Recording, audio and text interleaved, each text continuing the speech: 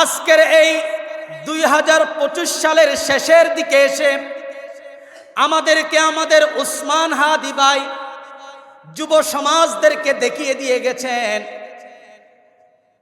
জাতির মানুষদেরকে দেখিয়ে দিয়ে গেছেন, ছাত্র জনতাকে দেখিয়ে দিয়ে গেছেন, বাংলাদেশের নাগরিকদেরকে স্পষ্ট দেখিয়ে দিয়ে গেছেন কিভাবে জালেমদের বিরুদ্ধে কথা বলতে হয়। ঠিক কিনা বলুন? কিভাবে ন্যায় ও ইনসাফের উপর অটল থেকে গুলিবিদ্ধ হতে হয় দেখিয়ে দিয়ে গেছেন, কিভাবে শহীদ হতে হয় এটা আমাদের সামনে দেখিয়ে দিয়ে গেছেন। আল্লাহু আকবার বলেন। সম্মানিত উপস্থিতি, সম্মানিত বাবারা, যুবক আর তরুণ বন্ধুগণ, অনেক হামলা আসবে, মামলা আসবে, জেল জুলুম জরিমানার ভয় আসবে, ফাঁসির রশির ভয় আসবে, যত কিছু জীবনে আসুক না কেন জালেমদের বিরুদ্ধে বলতেই হবে। জালেমদের সামনে মাথা নত করা যাবে, বাতিলদের সামনে মাথা নত করা যাবে। সদা সর্বদা ঈমানের উপর, আমলের উপর, ন্যায় ইনসাফের উপর, সত্যের পক্ষে গাইতে হবে। আল্লাহ তাআলা যেন সেই তৌফিক আমাদেরকে দান করেন। আমরা পড়ি আমিন। উসমান হাদি ভাইয়ের মতো সেই শহীদি তামান্না আমরা চাই কি চাই না?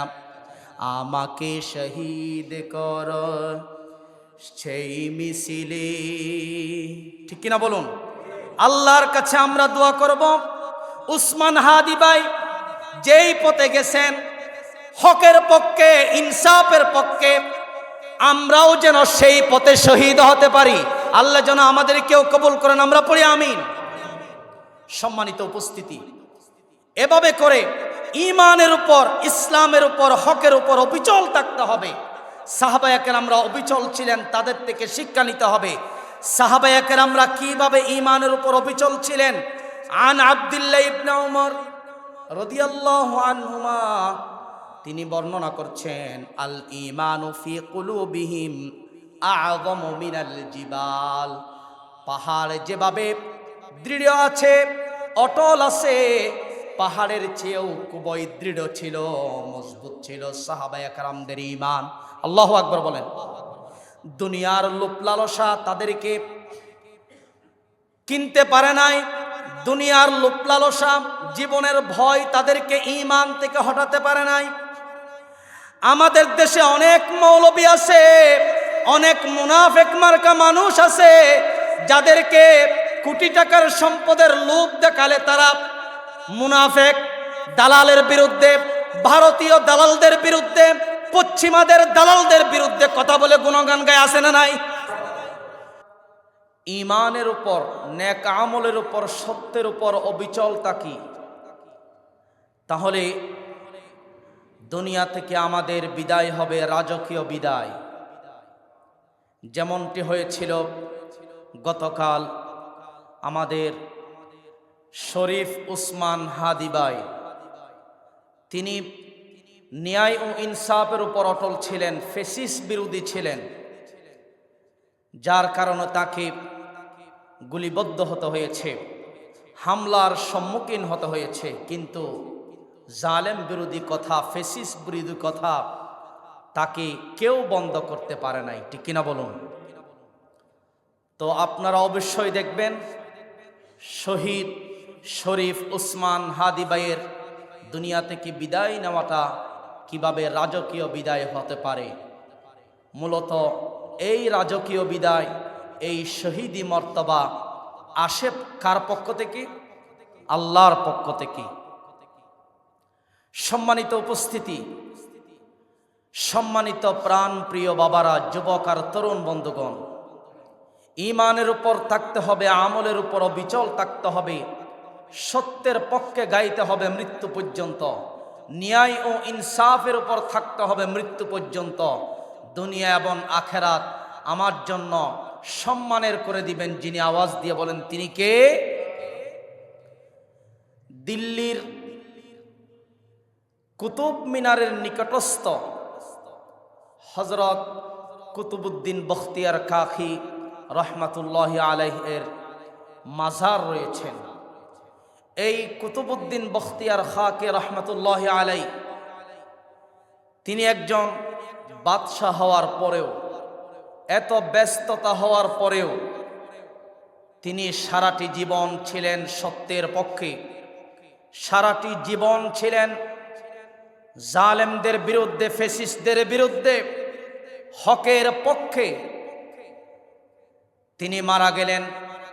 মারা যাওয়ার পরে কুতুবউদ্দিন বখতিয়ার খাকে রহমতুল্লাহ আলাইহির জানাজায় যেন এক মহাসমুদ্র, লক্ষ লক্ষ মানুষের ভিড়, লক্ষ লক্ষ মানুষের সমাগম। সুবহানাল্লাহ পড়েন।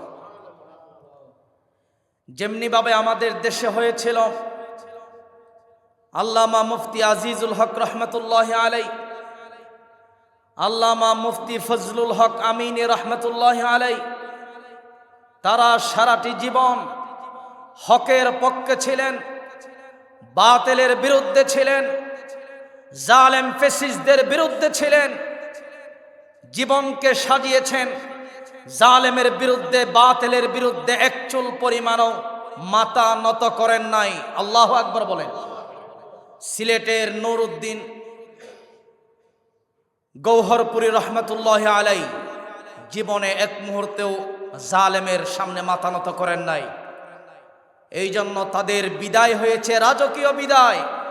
জানা যায় লক্ষ লক্ষ মানুষের সমাগম, রাজকীয়ভাবে তাদেরকে দুনিয়া থেকে বিদায় দেওয়া হয়েছে। সম্মানিত উপস্থিতি, এই বাদশাহ কুতুবউদ্দিন বখতিয়ার খাকি রহমতুল্লাহ আলাই তিনি মৃত্যুর সময় ওসিয়ত করে গেছেন যে আমার জানাজা পড়াবে যার কাছে 4টি গুণ থাকবে। বলেন তো কয়টি গুণ? 4টি গুণ যার মধ্যে থাকবে সে শুধুমাত্র আমার জানাজা পড়াতে পারবে। 1 নম্বর হলো যার জীবনে কোনো দিন তাকবীরে উলা ছোটেনি। 2 নম্বর হলো যার জীবনে তাহাজ্জুদ কজা হয়নি, তাহাজ্জুদ ছোটেনি। 3 নম্বর হলো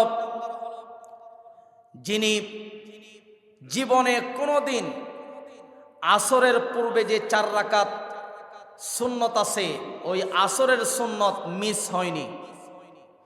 4 নম্বর গুণ হলো যে জীবনে কোনোদিন পরনারীর দিকে দৃষ্টি দেননি। এই 4টি গুণ যার মধ্যে পাওয়া যাবে সে মাত্র আমার জানাজা পড়াইবে, আর কেউ আমার জানাজা পড়াইতে পারবে না। যদি এই 4টি গুণে গুণান্বিত মানুষ খুঁজে পাওয়া না যায় তাহলে জানাজা ছাড়াই আমাকে তোমরা দাফন করবে। আল্লাহু আকবার বলেন। সিলেটের নুরউদ্দিন গৌহরপুরী রহমতুল্লাহ আলাই তার জানাজার দৃশ্য এক মহাসমুদ্র। মুফতি আজিজুল হক রহমতুল্লাহ আলাই এর জানাজার দৃশ্য এক মহাসমুদ্র। ফজলুল হক আমিনী রহমতুল্লাহ আলাই এর জানাজার দৃশ্য এক মহাসমুদ্র। তদ্রূপভাবে দিল্লির কুতুবউদ্দিন বখতিয়ার খাকি রহমতুল্লাহ আলাই এর জানাজার দৃশ্য এক মহাসমুদ্র। কারণ তারা জীবনে বাতিলের সামনে মাথা নত করে নাই, ন্যায় ও ইনসাফের উপর তারা জীবন কাটিয়েছেন, সত্যের পক্ষে লড়েছেন। আমার মুসলমান ভাইয়েরা, আমার বাবাজিরা, যুবক আর তরুণ বন্ধুগণ, সদা সর্বদা ন্যায় ইনসাফের পক্ষে থাকতে হবে, হকের পক্ষে থাকতে হবে। দুনিয়া আখিরাতের জীবন মহান রব্বুল আলামিন সফলতার জীবন করে দিবেন। বলছিলাম বখতিয়ার খাকি রহমতুল্লাহ আলাই তার লাশটা উপস্থাপন করা হলো, সামনে উপস্থিত করা হলো লক্ষ লক্ষ মানুষ। তার ওসিয়তগুলো বলা হলো 4টি গুণ যার মধ্যে পাওয়া যাবে শুধুমাত্র সেই নামাজের ইমামতি করতে পারবে, জানাজার নামাজের ইমামতি। কিছুক্ষণ পরে একজন লোক পাওয়া গেল 4টি গুণে গুণান্বিত। তিনি হলেন দিল্লির একজন আলেম, একজন ওয়ালি, আল্লামা শামসুদ্দিন আলতামাশ রহমতুল্লাহ আলাইহি তিনি সামনে আসলেন। তিনি বললেন, মনে মনে বলতে লাগলেন, ওগো কুতুবউদ্দিন বখতিয়ার খাকি, আমি তো চেয়েছিলাম আমি যে জীবনে তাহাজ্জুদ মিস করি না, তাকবীর উলা আমার ছুটে যায় না, পরনারীর দিকে দৃষ্টি দেয় না, এবং আসরের পূর্বে 4 রাকাত সুন্নত কাজা হয় না, এই বিষয়টা আল্লাহ ছাড়া আর কেউ না জানো। এখন তো আপনি পৃথিবীর মানুষের সামনে তা ফাঁস করে দিলেন। কারণ আমি যা করি সব কিছু আল্লাহর জন্য করি, মানুষকে দেখানোর জন্য আমি কিছু করি না। আমি চেয়েছিলাম এটাকে গোপন রাখতে, কিন্তু আপনার কারণে তো আমি গোপন রাখতে পারলাম না। এখন তো মানুষেরা জেনে গেল। অবশেষে কুতুবউদ্দিন বখতিয়ার খাকি রহমতুল্লাহ আলাইহি এর জানাজা পড়ালেন দিল্লির আলেম শামসুদ্দিন আলতামাশ রহমতুল্লাহ আলাইহি। তিনি এই 4টি গুণে গুণান্বিত ব্যক্তি। সুবহানাল্লাহ পড়েন। এই জন্য কবি বলছেন, আমল সে জিন্দগি বনতি হ্যায়, আমল সে জিন্দগি বনতি হ্যায়, जन्नत भी और जहन्नम भी, ये खाकी अपनी फितरत में न नूरी है न नारी। আমলের মাধ্যমে জীবনকে সাজাতে হবে, আমলের মাধ্যমে জীবনকে গঠন করতে হবে। শুধুমাত্র আমলের দ্বারাই জান্নাত জাহান্নাম নির্ধারণ হবে। জোরে বলুন সুবহানাল্লাহ। সম্মানিত উপস্থিতি, এই দুনিয়াটা হচ্ছে সবার জন্য পরীক্ষার প্রস্তুতি গ্রহণের জায়গা। 2টি পত্র হবে পরীক্ষার, 2টি পত্র, 2টি প্রশ্ন হবে আমাদের প্রত্যেকের। একটি প্রশ্ন হচ্ছে কবরে, আরেকটি প্রশ্ন হচ্ছে আখিরাতে। কবরের মধ্যে প্রথম প্রশ্নপত্রের মধ্যে 3টি প্রশ্ন থাকবে। বলেন তো কয়টি প্রশ্ন? 3টি প্রশ্ন। মার রব্বুকা ওয়া মান দীনুকা ওয়া মান নাবিয়ুকা। দুনিয়া থেকে আমরা হাজার এই প্রশ্নগুলোর উত্তর শিখে গেলেও যদি আমাদের পূর্ণ জীবন হকের পক্ষে না থাকে, ঈমান ও নেক আমলের পক্ষে না থাকে, তাহলে হাজারো এই প্রশ্নের উত্তর শিখে গেলে কবরের মধ্যে কিন্তু সেই প্রশ্নের উত্তর আমরা দিতে পারবো না। পরকালীন জগতে থাকবে 5টি প্রশ্ন। বলেন কয়টি প্রশ্ন? 5টি। 1 নম্বর প্রশ্ন থাকবে, তোমার জীবনকে কিভাবে তুমি ব্যয় করেছ। তোমার 2 নম্বর প্রশ্ন থাকবে, যৌবনকালকে কিভাবে তুমি কাটিয়েছ। নাম্বার 3 নম্বর প্রশ্ন থাকবে, কিভাবে সম্পদ উপার্জন করেছ, কি হালাল পন্থায় না হারাম পন্থায়। 4 নম্বর প্রশ্ন থাকবে, তুমি সেই উপার্জিত সম্পদ কোন পথে ব্যয় করেছ, কি হালাল পথে তুমি খরচ করেছ নাকি হারাম পথে তুমি খরচ করেছ। 5 নম্বর প্রশ্ন থাকবে, ইসলাম সম্পর্কে তুমি যেই পরিমাণ জ্ঞান অর্জন করেছ সেই অনুযায়ী কতটুকু আমল করেছ। এই 5টি প্রশ্নের উত্তর যে যতক্ষণ পর্যন্ত দিতে পারে নাই ততক্ষণ পর্যন্ত নিজ স্থান থেকে কিঞ্চিত পরিমাণও এদিক সেদিক নড়াচড়া করতে পারবে না। সম্মানিত উপস্থিতি, আল্লাহর রাসূল সাল্লাল্লাহু আলাইহি ওয়াসাল্লাম আমাদের সামনে ফাঁস করে দিয়েছেন কবরে কি প্রশ্ন হবে, আখিরাতে কি প্রশ্ন হবে। প্রশ্নপত্র ফাঁস করে দিয়েছেন আল্লাহর রাসূল। আমাদের উচিত হচ্ছে এখন আমল করা, আল্লাহ রব্বুল ইজ্জত ওয়াল জালালের বিধান অনুযায়ী জীবন যাপন করা এবং রাসূল করিম সাল্লাল্লাহু আলাইহি ওয়াসাল্লামের সুন্নাহ মোতাবেক জীবনকে সাজানো। তাহলেই কেবলমাত্র আমরা কবরের প্রশ্ন, পরকালীন প্রশ্নের জবাব সুন্দরভাবে দিতে পারবো। তাছাড়া প্রশ্নের জবাব দেওয়া আমাদের পক্ষে কঠিন হয়ে যাবে। সম্মানিত উপস্থিতি, আল্লাহ রব্বুল ইজ্জত ওয়াল জালাল এই পৃথিবীতে 1,24,000-এর অধিক নবী পাঠিয়েছেন ঈমান ও আমলের মেহনতের জন্য। ঈমান শব্দের সহজ অর্থ হচ্ছে আল্লাহকে জানা, আল্লাহ সম্পর্কে পরিচয় অর্জন করার নামই হচ্ছে ঈমান। আল্লাহ রাব্বুল আলামিন গোটা পৃথিবীর মানুষদেরকে ঈমানের দাওয়াত দিয়েছেন। আল্লাহ রাব্বুল আলামিন কোরআনুল কারীমে বলেন, আমিনু কামা আমানান নাস, তোমরা ঈমান আনো মানুষের ঈমান আনার মতো। তাফসীরের কিতাবের মধ্যে এসেছে মানুষ বলতে এখানে সাহাবায়ে কেরামদেরকে বোঝানো হয়েছে।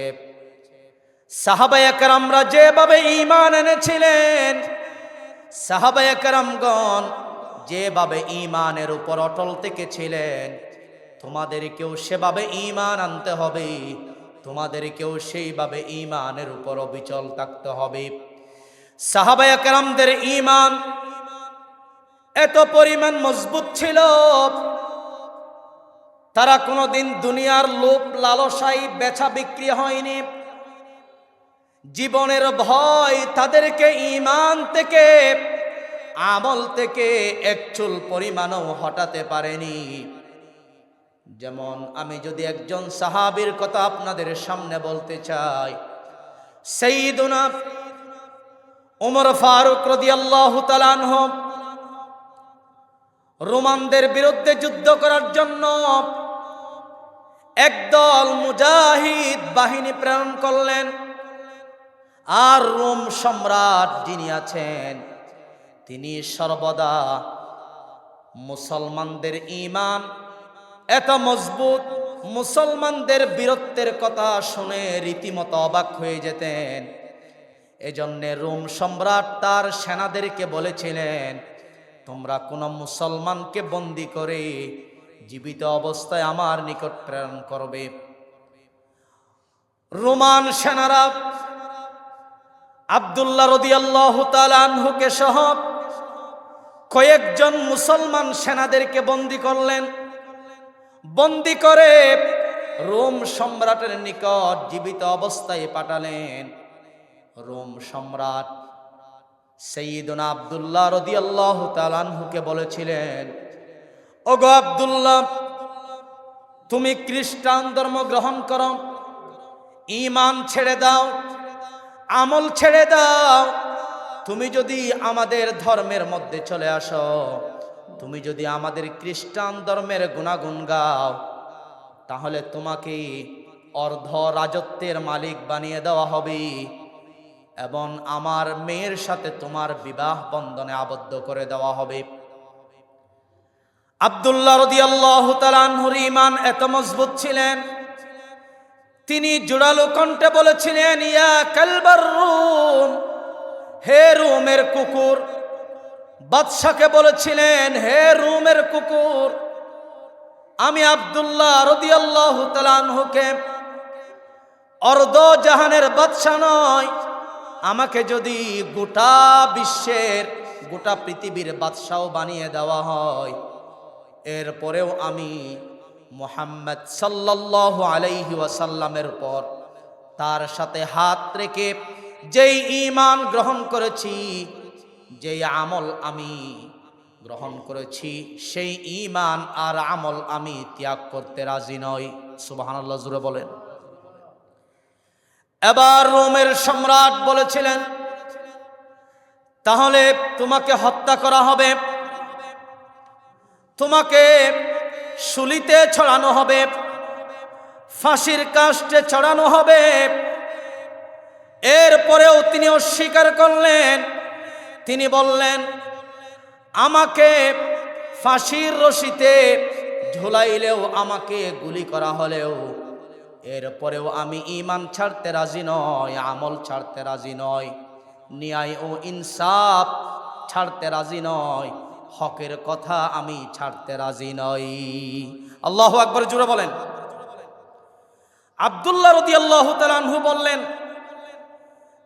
আমরা যারা মুসলমানদেরকে বন্দী করা হলো, মুজাহিদ মুসলমানদেরকে, আমাদেরকে গুলির ভয় দেখিয়ে লাভ নাই, বোমার ভয় দেখিয়ে লাভ নাই, জেল জুলুম জরিমানার ভয় দেখিয়ে লাভ নাই, আমাদেরকে হামলা মামলার ভয় দেখিয়ে লাভ নাই, ফাঁসির রশি দেখিয়ে লাভ নাই। এগুলি পুরানো অভ্যাস আমাদের।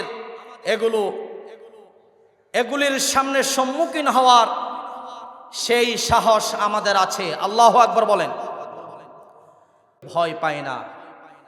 আজকে যারা দেশের জন্য কল্যাণকামী, আজকে যারা দেশের মানুষের জন্য কল্যাণকামী, তাদেরকে বেঁচে থাকতে দেয়া হয় না আমাদের দেশে, ঠিক কিনা বলুন? শহীদ শরীফ ওসমান হাদি ভাইকে প্রকাশ্যে গুলি করা হয়েছে বাংলাদেশে, ঠিক কিনা বলুন? ইহুদিরা, খ্রিস্টানরা, পশ্চিমা আর ভারতের দালালরা শুনে রাখো, উসমান হাদিকে তোমরা হত্যা করেছ। একজন উসমান হাদিকে হত্যা করেছ, লক্ষ লক্ষ উসমান হাদি ঘরে ঘরে তৈরি হওয়ার জন্য প্রস্তুত, ঠিক কিনা বলুন? বাংলাদেশে ইসলামের পক্ষে, ইনসাফের পক্ষে, ভারতীয় আধিপত্য বিরোধীর পক্ষে, ন্যায় ও ইনসাফের পক্ষে কথা বলার জন্য অসংখ্য যুবকরা প্রাণ দিতে, জীবন দিতে, রক্ত দিতে প্রস্তুত। তারা চেয়েছে যে একজনকে গুলি করে, একজনকে হত্যা করে ইসলামের পক্ষে কথা বলা বন্ধ করে দিবে, ইনসাফের পক্ষে কথা বলা বন্ধ করে দিবে, ন্যায় ও ইনসাফের পক্ষে কথা বলা বন্ধ করে দিবে। এটা কোনোদিন সম্ভব নয়। একজন উসমান হাদিকে তোমরা শহীদ করেছ, লক্ষ লক্ষ যুবক আর তরুণ প্রস্তুত হয়ে আছে রক্ত দেওয়ার জন্য, ইসলামের জন্য, ন্যায় ও ইনসাফের জন্য রক্ত দেওয়ার জন্য হাজারো যুবক প্রস্তুত আছে, ঠিক কিনা জুড়ে বলুন? সম্মানিত উপস্থিতি, আল্লাহ রাব্বুল ইজ্জত ওয়াল জালাল আমাদের প্রিয় উসমান হাদি ভাইকে শহীদের মর্যাদা দান করুন। আমরা সকলে পড়ি আমিন। তাকে জান্নাতের সুউচ্চ মর্যাদা দান করুন। আমরা সকলে পড়ি আমিন। সম্মানিত উপস্থিতি, ঈমানের সামনে, আমলের সামনে, আমলকে টিকিয়ে রাখার জন্য, ন্যায় ও ইনসাফের উপর থাকার জন্য বুলেট, বোমা, জেল জুলুম জরিমানা এগুলো আমাদের কোনো বিষয় নয়, ঠিক কিনা বলুন? আব্দুল্লাহ রাদিয়াল্লাহু তাআলা আনহু তিনি জোরালো কণ্ঠে বলে উঠলেন, হে রোম সম্রাট, আমাকে হত্যা করো, আমাকে ফাঁসির রশিতে ঝুলাও, আমাকে গুলি করো, আমাকে বোমা মারো, আমাকে জেল জুলুম জরিমানার সম্মুখীন করো, আমার কোনো সমস্যা নাই। আমি ঈমান কিন্তু ছাড়তে পারবো না, ন্যায় ও ইনসাফের পক্ষে কথা বলা আমি বন্ধ করতে পারবো না। জোরে বলুন আল্লাহু আকবার। এই কথা বলার পর আব্দুল্লাহ রাদিয়াল্লাহু তাআলা আনহুকে এবার বন্দী করা হলো অন্ধকার প্রকোষ্ঠে, অর্থাৎ অন্ধকার আয়নাঘর বলতে পারেন, যেখানে কোনো খাবার পৌঁছানো হয় না সঠিক সময়ে,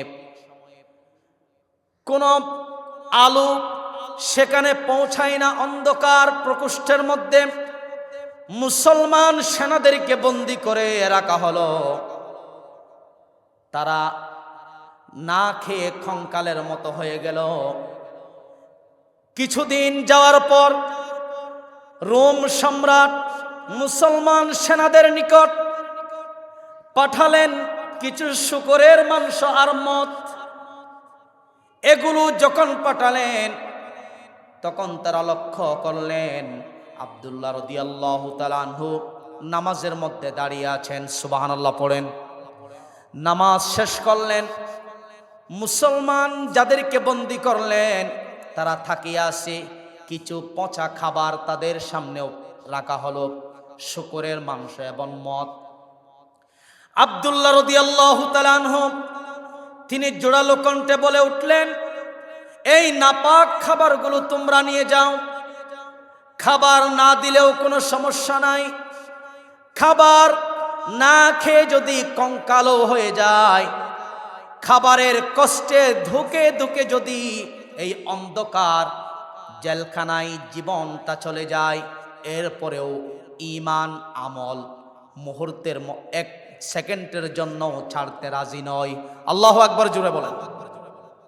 রোম সম্রাট এবার ফন্দি করল কিভাবে মুসলিম সেনাদেরকে ঈমান হারা করা যায়, আমাদের দলে নিয়ে আসা যায়। এবার দেশের মধ্যে যেই সুন্দরী রূপসী মেয়েগুলো আছে তাদেরকে ডাকা হলো। সুন্দরী রূপসী মেয়েদেরকে অলংকার পরিয়ে সাজিয়ে গুজিয়ে দেওয়া হলো।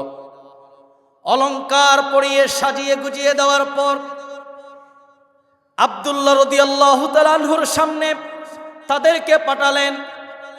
নারী দিয়ে তারা ঈমান হারা করতে চায়, আমল হারা করতে চায়। সেই সকল নারীরা যখন বন্দী যেই সকল মুসলমানরা ছিলেন সেখানে প্রবেশ করলেন, আব্দুল্লাহ রাদিয়াল্লাহু তাআলা আনহু সহ কোনো বন্দী মুসলমানরা সেই সকল নারীদের দিকে তাকায় না। নারীগণ অতিষ্ঠ হয়ে রোম সম্রাটের নিকট চলে আসলেন। রোম সম্রাটের নিকট আসার পর বললেন, আইয়ুহাল মালিক ইলা আরসালাতি আইনা ইলা আরসালাতি ইলা হাজারিন আও শাজারিন লা ইয়াতাকাল্লামু ওয়া লা ইয়ানজুর। নারীরা বলতে লাগলেন, হে রোম সম্রাট, আপনি আমাদেরকে কাদের নিকট পাঠিয়েছেন? তারা পাথর না গাছ, তারা আমাদের দিকে তাকায়ও না, কোনো কথাও বলে না। আল্লাহু আকবার বলেন। রোম সম্রাট চেয়েছিলেন নারী দিয়ে ঈমান হারানোর চেষ্টা করবে, খ্রিস্টান দলে নিয়ে আসার চেষ্টা করবে, কিন্তু এই ফন্দি করেও কোনো কাজ হয় নাই।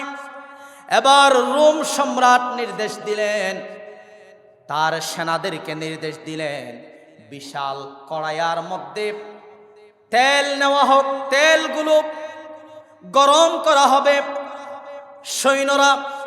সৈনিক যারা রোমান সৈনিক তারা বিশাল কড়াইয়ের মধ্যে তেল নিলেন, তেলগুলো আগুনের মধ্যে গরম করলেন, টকবক করছিল ওই তেলগুলো। তখন রোম সম্রাট বলছিলেন, মুসলমান দুইজন বন্দীকে এই তেলের মধ্যে নিক্ষেপ করে দাও। দুইজনকে সেখানে নিক্ষেপ করা হলো। নিক্ষেপ করার পরে দেখা গেল তাদের শরীর থেকে গোশত খসে খসে মাটিতে পড়ে যাচ্ছে, কঙ্কালগুলো ভেসে উঠতেছে। এবার আব্দুল্লাহ রাদিয়াল্লাহু তাআলা আনহুকে সেখানে উপস্থিত করা হলো। বলা হলো, গো আব্দুল্লাহ, তোমার সাথী দুইজনকে তেলের মধ্যে নিক্ষেপ করা হয়ে গেছে। তাদের অবস্থা, তাদের কষ্ট কিরকম হচ্ছে তুমি দেখতে পাচ্ছ। এখনো সময় আছে, তুমি আমাদের দলে হয়ে যাও। আমাদের দলে চলে আসলে রাজত্ব দেওয়া হবে, আমাদের দলে চলে আসলে সম্পদের পাহাড় দেওয়া হবে, আমাদের দলে চলে আসলে তোমাকে বিদেশে গাড়ি দেওয়া হবে, বাড়ি দেওয়া হবে, কিন্তু আমাদের দলের গুণগান গাইতে হবে। আব্দুল্লাহ রাদিয়াল্লাহু তাআলা আনহু বলেছিলেন, সম্ভব না। তিনি তার সাথী দুইজনকে যে টকবক আগুনের মধ্যে নিক্ষেপ করেছিল, এই দৃশ্যটা দেখে তিনি কাঁদছিলেন, তার চোখ দিয়ে বেয়ে বেয়ে পানি পড়ে। এই দৃশ্য দেখে রোম সম্রাট মনে করছিল, এবার বুঝি আব্দুল্লাহ আমার দলে চলে আসবে। কিছুক্ষণ পরে আব্দুল্লাহ রাদিয়াল্লাহু তাআলা আনহু জবাবে বললেন, ওগো রোম সম্রাট, আমি মৃত্যুর ভয়ে কাঁদছি না, আমি এই জন্য কাঁদছি, আল্লাহ রাব্বুল আলামিন আমাকে জীবন দিয়েছেন একটা, দুইটা জীবন আমাকে দেয় নাই। আমি আব্দুল্লাহ জানি এই মুহূর্তে যদি আমার শহীদ হয়ে যায় আমি সঙ্গে সঙ্গে জান্নাতি হব। আল্লাহু আকবার বলেন। আমি এই জন্য কাঁদছি, আমার যদি শরীরে যতগুলি পশম আছে প্রত্যেকটি পশমের বিনিময়ে যদি প্রত্যেকটি পশমের মতো যদি একটি একটি করে আমি আব্দুল্লাহর জীবন হতো, আমি প্রত্যেকবার এই আগুনে নিক্ষেপ হতাম। ঈমানের জন্য আমি এক একটা জীবন, ধারাবাহিকভাবে এক একটা জীবন আমি ঈমানের জন্য, হকের জন্য ব্যয় করে দিতাম। আল্লাহু আকবার বলেন। শুধু আমি কাঁদছি এই জন্য আমার জীবন একটা। এই বীরত্ব দেখে, আব্দুল্লাহ রাদিয়াল্লাহু তাআলা আনহুর এই সাহসিকতা দেখে রোম সম্রাট অবশেষে তার কাছে সেলেন্টার হলেন, তার কাছে নত হলেন। তার এই বীরত্ব দেখে রোম সম্রাট আব্দুল্লাহ রাদিয়াল্লাহু তাআলা আনহুর কপালে একটা চুমু দিলেন। সুবহানাল্লাহ পড়েন। রোম সম্রাট বলল, ওগো আব্দুল্লাহ, তোমাকে ছেড়ে দেওয়া হবে, তোমাকে আর কোনো কিছু করে আমার লাভ নাই। এবার আব্দুল্লাহ রাদিয়াল্লাহু তাআলা আনহু বলছেন, আমি একা যেতে রাজি নই। যেই সকল মুসলিম সেনারা বন্দী হলো সবাইকে একসঙ্গে ছাড়তে হবে। সবাইকে যতক্ষণ পর্যন্ত বন্দী থেকে বের করা হয় নাই ততক্ষণ পর্যন্ত আমি একা যেতে রাজি নই। অবশেষে রোম সম্রাট আব্দুল্লাহ রাদিয়াল্লাহু তাআলা আনহুর কথা অনুযায়ী সকল সাথীদেরকে জেলখানা থেকে মুক্তি দিলেন। অবশেষে আব্দুল্লাহ রাদিয়াল্লাহু তাআলা আনহু সহ তার সাথী সঙ্গীরা সহ মদিনায় চলে আসলেন। মদিনায় চলে আসার পরে সাইয়্যিদুনা উমর ফারুক রাদিয়াল্লাহু তাআলা আনহু বললেন, হে পৃথিবীর মানুষেরা, তোমরা ঈমানের উপর কিভাবে অটল থাকতে হয়, হকের উপর কিভাবে অটল থাকতে হয়, ন্যায় ও ইনসাফের উপর কিভাবে অবিচল থাকতে হয় তা আব্দুল্লাহর কাছ থেকে শিখে নাও। উমর রাদিয়াল্লাহু তাআলা আনহু আব্দুল্লাহ রাদিয়াল্লাহু তাআলা আনহুর এই বীরত্ব দেখে, এই সাহসিকতা দেখে, ঈমানের উপর অবিচল দেখে তাকে টেনে নিলেন, তার সাথে আলিঙ্গন করলেন, তার কপালে চুমু দিলেন। আল্লাহু আকবার বলেন। আজকের এই 2025 সালের শেষের দিকে এসে আমাদেরকে আমাদের উসমান হাদি ভাই যুব সমাজদেরকে দেখিয়ে দিয়ে গেছেন, জাতির মানুষদেরকে দেখিয়ে দিয়ে গেছেন, ছাত্র জনতাকে দেখিয়ে দিয়ে গেছেন, বাংলাদেশের নাগরিকদেরকে স্পষ্ট দেখিয়ে দিয়ে গেছেন কিভাবে জালেমদের বিরুদ্ধে কথা বলতে হয়। ঠিক কিনা বলুন? কিভাবে ন্যায় ও ইনসাফের উপর অটল থেকে গুলিবিদ্ধ হতে হয় দেখিয়ে দিয়ে গেছেন, কিভাবে শহীদ হতে হয় এটা আমাদের সামনে দেখিয়ে দিয়ে গেছেন। আল্লাহু আকবার বলেন। সম্মানিত উপস্থিতি, সম্মানিত বাবারা, যুবক আর তরুণ বন্ধুগণ, অনেক হামলা আসবে, মামলা আসবে, জেল জুলুম জরিমানার ভয় আসবে, ফাঁসির রশির ভয় আসবে। যত কিছু জীবনে আসুক না কেন, জালেমদের বিরুদ্ধে বলতেই হবে। জালেমদের সামনে মাথা নত করা যাবে, বাতিলদের সামনে মাথা নত করা যাবে। সদা সর্বদা ঈমানের উপর, আমলের উপর, ন্যায় ইনসাফের উপর, সত্যের পক্ষে গাইতে হবে। আল্লাহ তাআলা যেন সেই তৌফিক আমাদেরকে দান করেন। আমরা পড়ি আমিন। উসমান হাদি ভাইয়ের মতো সেই শহীদি তামান্না আমরা চাই কি চাই না? আমাকে শহীদ কর সেই মিছিলে। ঠিক কিনা বলুন? আল্লাহর কাছে আমরা দোয়া করব, উসমান হাদি ভাই যেই পথে গেছেন, হকের পক্ষে, ইনসাফের পক্ষে, আমরাও যেন সেই পথে শহীদ হতে পারি। আল্লাহ যেন আমাদেরকেও কবুল করেন। আমরা পড়ি আমিন। সম্মানিত উপস্থিতি, এভাবে করে ঈমানের উপর, ইসলামের উপর, হকের উপর অবিচল থাকতে হবে। সাহাবায়ে কেরামরা অবিচল ছিলেন, তাদের থেকে শিক্ষা নিতে হবে। সাহাবায়ে কেরামরা কিভাবে ঈমানের উপর অবিচল ছিলেন? আন আব্দুল্লাহ ইবনে উমর রাদিয়াল্লাহু আনহুমা, তিনি বর্ণনা করছেন, আল ঈমানু ফি কুলুবিহিম আ'যামু মিনাল জিবাল। পাহাড় যেভাবে দৃঢ় আছে, অটল আছে, পাহাড়ের চেয়েও খুবই দৃঢ় ছিল, মজবুত ছিল সাহাবায়ে কেরামদের ঈমান। আল্লাহু আকবার বলেন। দুনিয়ার লোভ লালসা তাদেরকে কিনতে পারে নাই, দুনিয়ার লোভ লালসা জীবনের ভয় তাদেরকে ঈমান থেকে হটাতে পারে নাই।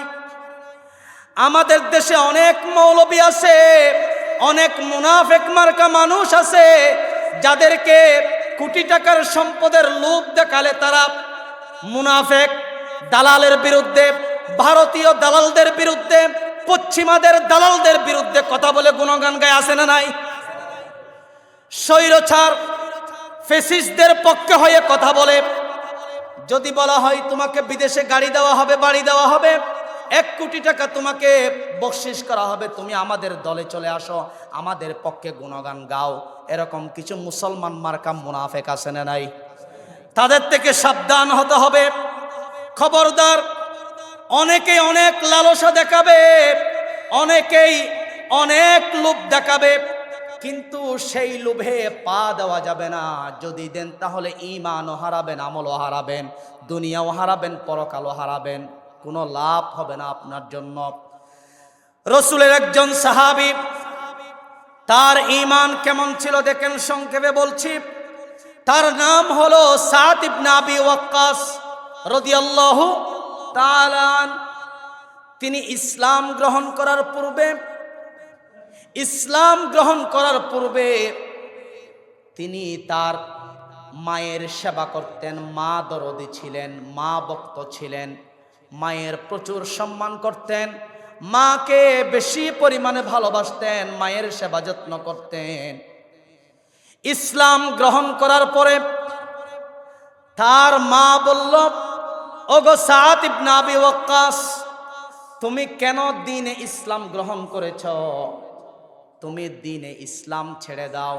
তুমি যদি ইসলাম ধর্ম ত্যাগ না করো, তাহলে আমি আজকে থেকে আর কোনো খাবার খাবো না।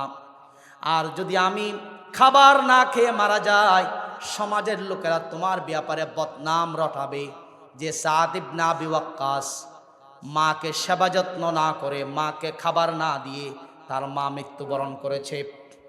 তখন সাদ ইবনে আবি ওয়াক্কাস বলছিলেন, লা তাফআলি ইয়া আন্নী লা আদউ দীনি হাদা শাই। ওগো আম্মা জান, আপনি এমনটি করবেন না। আমি সাদ ইবনে আবি ওয়াক্কাসকে কোনো কিছুই আমাকে দ্বীন থেকে এক চুল পরিমাণও হটাইতে পারবে না। আল্লাহু আকবার বলেন। এরপরে তার আম্মা জান লাগাতার কয়েকদিন খাবার মুখে নেয় নাই, শরীর অসুস্থ হয়ে গেছে।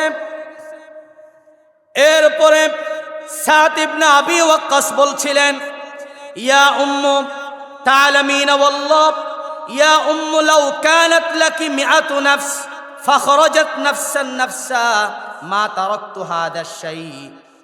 তিনি বলছিলেন, ওগো আম্মা জান, আমি শপথ করে বলছি, আল্লাহর কসম করে বলছি, ওগো আম্মা জান, আপনি যদি না খেয়ে মারা যান, এভাবে যদি আপনার 100টি জীবন থাকতো, একটির পর একটি জীবন যদি আপনার চলে যায়, আমার কোনো সমস্যা নাই। ইনশিতা ফাকুলি ওয়া ইনশিতা ফালা তাকুলি। আপনি চাইলে খান, আপনি চাইলে না খান, এটা আপনার ব্যাপার। আপনার যদি 100 জীবন থাকে, 100 জীবনও চলে যায়, এরপরেও আমি সাদ ইবনে আবি ওয়াক্কাস ঈমান থেকে, আমল থেকে এক চুল পরিমাণ হটব না। কোনো অবস্থাতেই ঈমান আর আমল আমি ছাড়তে রাজি নই। আল্লাহু আকবার বলেন। ঈমান এক জিনিস, মা বাবার সেবা যত্ন আরেক জিনিস। অবশ্যই কোরআনে এবং হাদিসে মা বাবার সেবা যত্নের কথা আছে। আল্লাহর ইবাদতের পরেই মায়ের স্থান, ঠিক কিনা বলুন? ওয়া কাদা রাব্বুকা আল্লা তা'বুদু ইল্লা ইয়াহু ওয়া বিল ওয়ালিদাইনি ইহসানা। আল্লাহর ইবাদতের পরেই মা বাবার সেবা যত্নের কথা আল্লাহ বলেছেন। আল্লাহর সন্তুষ্টির মধ্যেই মা বাবার সন্তুষ্টি। রিদার রব্বি ফি রিদাল ওয়ালিদ ওয়া সাখাতাল রব্বি ফি সাখাতিল ওয়ালিদাইন। মা বাবা খুশি থাকলে আল্লাহ খুশি। মা বাবা যেই সন্তানের উপর নারাজ, আল্লাহও তার উপর নারাজ, ঠিক কিনা বলুন? কিন্তু কোন মা বাবা যদি ইসলাম বিরোধী কার্যকলাপের কথা সন্তানকে বলে, তখন সেই কথাটা আর শোনা যাবে না। কোনো মা বাবা যদি বলে ইসলাম ত্যাগ করতে, তখন সেই কথাটা আর শোনা যাবে না। সম্মানের সাথে শ্রদ্ধার সাথে তাকে বুঝাইতে হবে। সাদ ইবনে আবি ওয়াক্কাস তাই করেছিলেন। তিনি বলেছিলেন, ওগো আম্মাজান, আমার পক্ষ থেকে আপনার প্রতি ভালোবাসা আছে, সদাচরণ আছে, সেবা যত্ন সর্বোচ্চ আছে, কিন্তু আল্লাহ ও রসুলের চেয়ে বেশি নাই। ঠিক কিনা বলুন? ঈমান আমল আল্লাহ ও রসুলের চেয়েও বেশি ভালোবাসা নয়। আল্লাহর হাবিব বলছেন, লা ইউমিনু আহাদুকুম হাত্তা আকুনা আহাব্বা ইলাইহি মিন ওয়ালিদিহি ওয়া ওয়ালাদিহি ওয়ান নাসি আজমাইন। ততক্ষণ পর্যন্ত তোমরা পরিপূর্ণ মুমিন হতে পারবে না যতক্ষণ পর্যন্ত তোমরা আমি রসুলকে তোমাদের মা বাবার চেয়ে বেশি ভালোবাসতে পারো নাই, আমি রসুলকে গোটা পৃথিবীর মানুষের চেয়ে বেশি ভালোবাসতে পারো নাই, ততক্ষণ পর্যন্ত তোমরা পরিপূর্ণ মুমিন হতে পারবে না। সুবহানাল্লাহ পড়েন। সম্মানিত উপস্থিতি, গতকাল থেকে একটা ভিডিও ভাইরাল হয়েছে। আমরা দেখছি যে এক জায়গায় আমার রসুলকে নিয়ে কটূক্তি করার কারণে তাকে শুলিতে ছড়িয়ে তৌহিদি জনতা, বাংলার ইসলাম প্রেমী নবী প্রেমিক ভাইয়েরা তাকে উপযুক্ত শাস্তি দিচ্ছে। আপনারা দেখছেন কিনা জানি না। তো সরকার যদি নবী বিরোধী যারা আল্লাহর বিরুদ্ধে যে বাউল সরকার কথা বলেছিল শুধু গ্রেফতার দেখায়, কিন্তু তাদের কি শাস্তি এটা কার্যকর করে না আমাদের দেশে। ঠিক কিনা বলুন? তো সরকার যদি নবী বিরোধী যারা তাদেরকে শাস্তি দিতে ব্যর্থ হয়, আল্লাহ বিরোধী যারা, ইসলাম বিরোধী যারা, ন্যায় ইনসাফের বিরুদ্ধে যারা কথা বলে তাদেরকে শাস্তি দিতে সরকার যদি ব্যর্থ হয়, তাহলে জনগণ আইন হাতে তুলে নিতে প্রস্তুত। ঠিক কিনা বলুন? এজন্য জনগণ আইন হাতে তুলে নিয়েছে। গতকাল অনেকেই আইন দেখাচ্ছে কমেন্টের মধ্যে যে আপনারা আইন কেন হাতে তুলে নিয়েছেন। যারা এই জাতীয় কথা বলে তারাও ফ্যাসিস্টদের দালাল। ঠিক কিনা জোরে বলুন? এই আইন হাতে তুলে নেবেন না, এটা আমরা অনেক বছর শুনেছি। সরকার ব্যর্থ হয়েছে শাস্তি দিতে, শুধু গ্রেফতার দেখায়, কিন্তু শাস্তি এ যাবৎ কোনো সরকার দিতে পারে নাই। এই জন্য আমরা সীমা ছড়িয়ে গেছে। সরকার যদি জালেমদেরকে, ফ্যাসিস্টদেরকে, যারা নবী বিরোধী, আলেম বিরোধী, ইসলাম বিরোধী, তাদেরকে শাস্তি দিতে ব্যর্থ হয়, তাহলে বাংলার তৌহিদি যুবক আর ছাত্র জনতা আইন হাতে তুলে নিতে প্রস্তুত। ঠিক কিনা জোরে বলুন? সম্মানিত উপস্থিতি, আসুন আমরা আজকের জুমায় আমাদের শহীদ শরীফ উসমান হাদি ভাইয়ের জন্য প্রাণ ভরে দোয়া করব। আল্লাহ রাব্বুল আলামিন তার পরিবারকে সবরে জামিল দান করুন, আমরা সকলে পড়ি আমিন। তাকে জান্নাতের সুউচ্চ মাকাম দান করুন, আমরা সকলে পড়ি আমিন। ওয়া আখিরু দাওয়ানা আলহামদুলিল্লাহি রাব্বিল আলামিন। আমরা যারা সুন্নাত পড়ি নাই 4 রাকাত সুন্নাত